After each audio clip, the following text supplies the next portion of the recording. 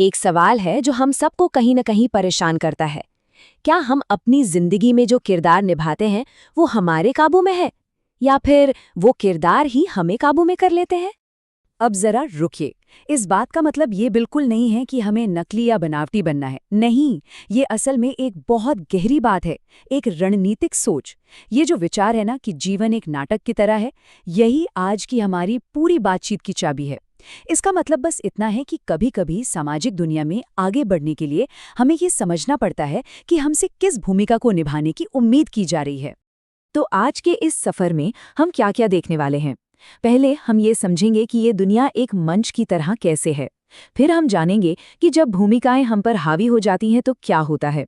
इसके बाद हम एक रणनीतिक समाधान की बात करेंगे और आखिर में इस समाधान को असल जिंदगी में उतारने के लिए एक 7 स्टेप की प्लेबुक देखेंगे। ठीक है, तो अगर हमें अपनी भूमिकाओं को समझना है, तो पहले हमें उस मंच को समझना होगा जिस पर हम सब हैं। और ये हम सब ने महसूस किया है ना? जब भी हम किसी नए ग्रुप में जाते हैं, चाहे वो कोई नई नौकरी हो, कोई क्लब हो या कोई टीम, एक ही कहानी बार बार दोहराई जाती है। कुछ लोग इकट्ठा होते हैं, कुछ कहे और कुछ अनकहे नियम बन जाते हैं।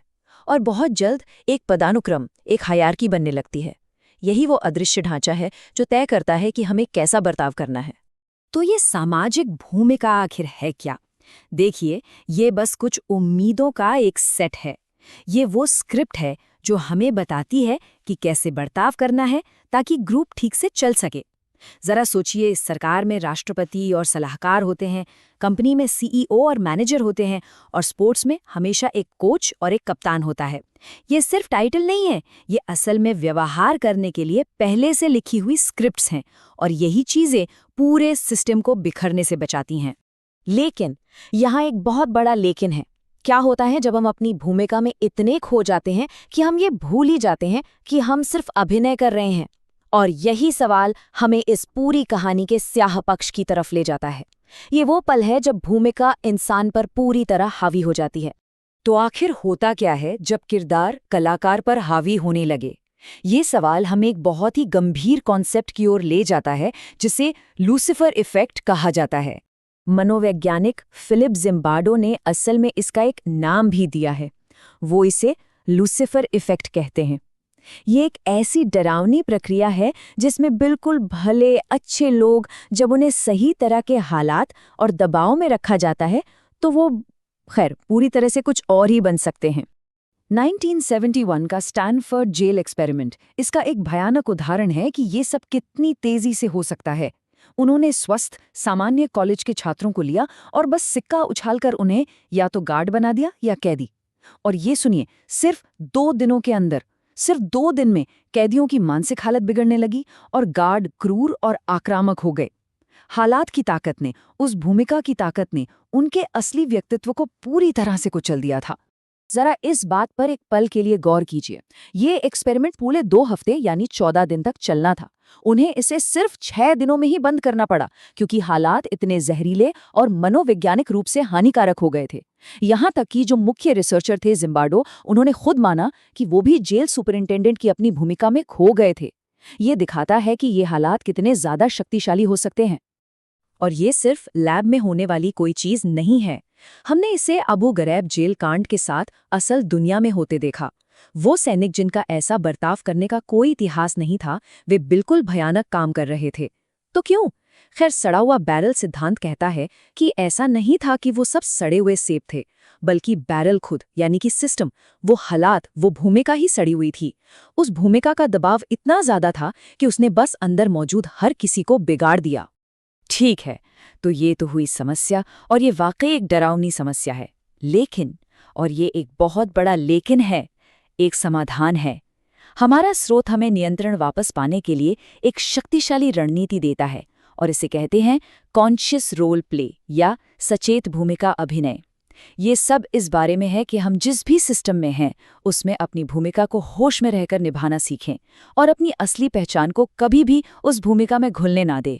अब इस रणनीति को काम में लाने की असली चाबी इस एक जरूरी अंतर को समझने में है। एक तरफ है पब्लिक कन्फर्मिटी या सार्वजनिक अनुरूपता। इसे ऐसे समझिए जैसे आप एक मुखौटा पहन रहे हैं। आप जिंदा रहने के लिए ज़रूरी भूमिका निभा रहे हैं, लेकिन अंदर से आपको पता है कि ये सिर्फ एक परफॉर्मेंस है। और दूसरी तरफ है प्राइवेट कन्फर्मिटी या निजी अनुरूपता, और ये वो खतरनाक जगह है जहां मुखौटा ही आपका असली चेहरा बन जाता है। जब आप सच में ये मानने लगते हैं कि ग्रुप की सोच ही आपकी सोच है। पूरी रणनीति ये है कि हम पहले वाले में माहिर हो जाएं ताकि हम कभी दूसरे के जाल में ना फंसें। तो शायद मन में ये सवाल आ रहा होगा कि ठीक है, ये सुनने में तो बहुत अच्छा लगता है, पर असल में इसे किया कैसे जाए? खुद को खोए बिना भूमिका कैसे निभाई जाए? खैर, यहीं पर हमारा 7 स्टेप का फ्रेमवर्क काम आता है। स्रोत हमें जिंदा रहने के लिए 7 खास एक्शन लेने लायक कदम बताता है। इसे किसी भी सामाजिक मंच पर नेविगेट करने के लिए अपनी पर्सनल प्लेबुक समझिए। तो ये रही हमारी प्लेबुक। हम भूमिका को समझने से शुरू करेंगे, फिर अपने काम को परफेक्ट तरीके से करेंगे, ढोंग करने की कला सीखेंगे, अपनी असलियत को सही समय पर जाहिर करेंगे, अपनी देखभाल करेंगे, अपनी सीमाएं बनाए रखेंगे और आखिर में ज़रूरत पड़ने पर अपने माहौल का फिर से मूल्यांकन करेंगे। चलिए, इनमें से हर एक को थोड़ा गहराई से समझते हैं। सबसे पहले, और ये बहुत ज़रूरी है, माहौल को समझिए, अपनी भूमिका को पहचानिए। कुछ भी करने से पहले बस देखिए, गौर कीजिए, वो कौन से नियम हैं जिनके बारे में कोई बात नहीं करता? यहाँ असली पावर किसके पास है? ये ग्रुप सच में किस चीज़ को महत्व देता है, ना कि सिर्फ वो क्या कहते हैं कि वो महत्व देते हैं। क्या यहाँ कुछ नया करने वाले की इज्जत होती है या चुपचाप काम करने वाले की? इस सामाजिक स्क्रिप्ट को पढ़े बिना मैदान में उतरना बस किस्मत का खेल है। दूसरा कदम है अपने लिए एक ढाल बनाना, और वो ढाल है आपकी काबिलियत। आप जो भी काम करने के लिए वहां हैं, उसमें इतने अच्छे बन जाइए कि कोई उंगली न उठा सके। देखिए, जब आप अपना काम बिना किसी गलती के करते हैं, तो किसी के लिए भी आपकी आलोचना करना बहुत बहुत मुश्किल हो जाता है। और ये सिर्फ अपनी नौकरी बचाने के बारे में नहीं है, ये अपने लिए आज़ादी खरीदने के बारे में है। आपकी काबिलियत एक कवच की तरह बन जाती है जो आपको दूसरे तरीकों से खुद को ज़हर करने की जगह देती है। ठीक है, स्टेप 3 वो जगह है जहां हम उस पब्लिक कन्फर्मिटी वाले विचार को असल में अपनाते हैं। ये ढोंग करने का एक दिमागी खेल है। अपनी भूमिका को एक गेम की तरह देखना शुरू करना होगा। नियम सीखिए, ये पता लगाइए कि जीतने के लिए क्या करना पड़ता है और अपना बेस्ट दीजिए। लेकिन ये कभी मत भूलिए कि ये सिर्फ एक खेल है। वो मानसिक दूरी ही सब कुछ है। आप स्क्रिप्ट पूरी कर रहे हैं, लेकिन आप अपनी आत्मा इसमें नहीं डाल रहे। ये एक परफॉर्मेंस है और आप वो एक्टर हैं जिसके हाथ में कंट्रोल है। अब इसका मतलब ये नहीं है कि हमें हमेशा के लिए एक रोबोट बनना है, बिल्कुल नहीं। स्टेप 4 है अपनी असली पहचान को दिखाने में भी स्मार्ट होना, और यहाँ चाबी है टाइमिंग की। पहले खेल खेलिए, ग्रुप की उम्मीदों पर खरे उतरिए, ये साबित कीजिए कि आप काबिल हैं और एक टीम प्लेयर हैं।